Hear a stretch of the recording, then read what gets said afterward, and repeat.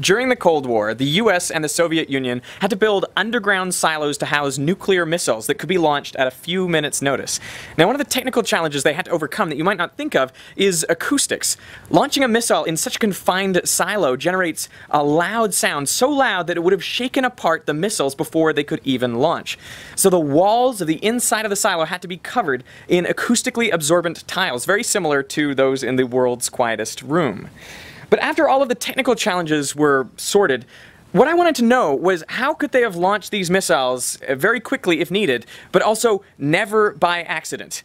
So I visited one of these Titan missile silos in the Arizona desert to find out exactly what it would have taken to launch a nuclear missile.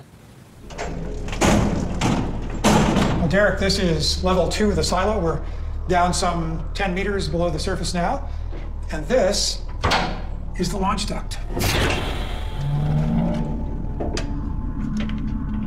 And that is Titan II, the largest and most powerful missile weapon system ever deployed by the United States. And what kind of bomb is in there? That is a thermonuclear bomb. It's a 9 megaton weapon. Compared to Hiroshima? Oh, call it 650 times. An enormously powerful weapon. And what was the idea with it? The idea behind Titan II was to instill enough fear in the mind of the enemy to cause them to think twice about launching an attack against us, knowing that 10 meters below the desert in our fortified concrete bunker, we can ride out their first strike and live to retaliate. And if we're forced to do that, the consequences for the enemy would be so unspeakably horrible that maybe they would prefer not to get into it with us in the first place. That's the essence of deterrence. This missile is no longer active, but the launch system is preserved. And I wanted an insight into how it felt to control this incredible power. Can we go launch one? I thought you'd never ask. There were 54 of these silos, each one staffed 24 hours a day, 7 days a week, ready to launch their missiles on the exclusive order of the President of the United States. All right then. Have a seat here, Commander. Thank you. So this is the control center. This is where the crew waited to launch the missile. And how do we know that we need to launch?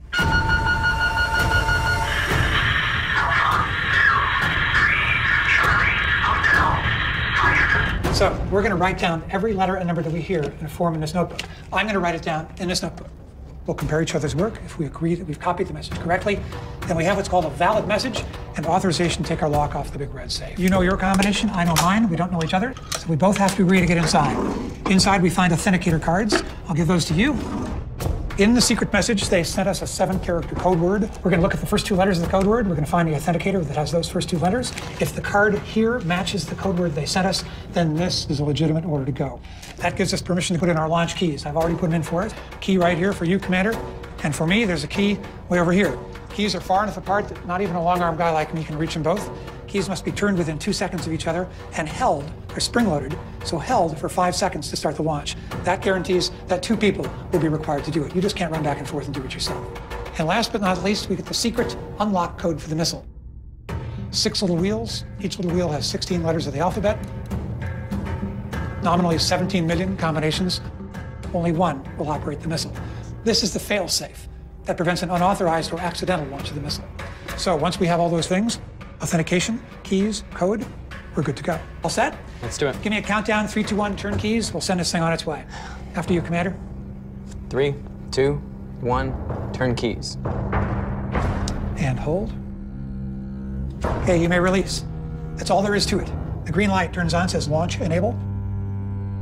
For all intents and purposes, that should say, welcome to World War III, because that's pretty much what it boils down to. When you turn the key, you are committed. There is no oops switch anywhere.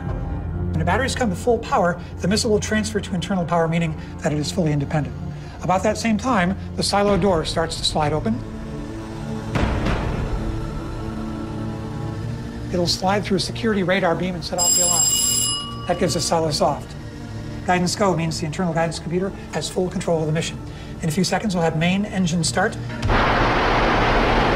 From engine start, we'll build up thrust, pop the hold-down bolts, and off you go into the wild blue yonder.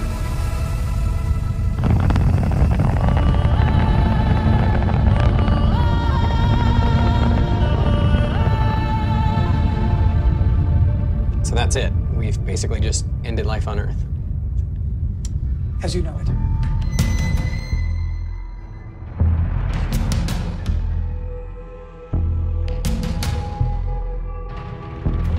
In these silos, the Titan missiles had a terrifying purpose, but they were also put to much better uses, minus their warhead, of course. For example, the Voyager spacecraft was launched into space atop a Titan III missile. And Neil Armstrong took his first flight into space atop a Titan II, the exact same missile that would have delivered nuclear warheads to the Soviet Union. So the Cold War didn't only bring us this fear and potential of mutually assured destruction, it also made space exploration possible. Now, I want to say thank you to everyone for writing in to request that this documentary be played in your area. Thanks to you, we've managed to get it broadcast in Norway, Sweden, and the Middle East. And details are in the description, so check it out. For everyone else, the documentary will be available online via our broadcasters, though there may be some geo-blocking restrictions. But I'm pretty confident that anyone who wants to see the documentary will be able to via those means. So I hope you watch it. I hope you enjoy it. It premieres in just a few days in the US. That's July 28th, 10 p.m. Eastern, 9 Central. For more details, check out links in the description. I hope you check it out, and I really hope you enjoy it. I appreciate so much your support. It means everything to me. So, again, thanks for watching.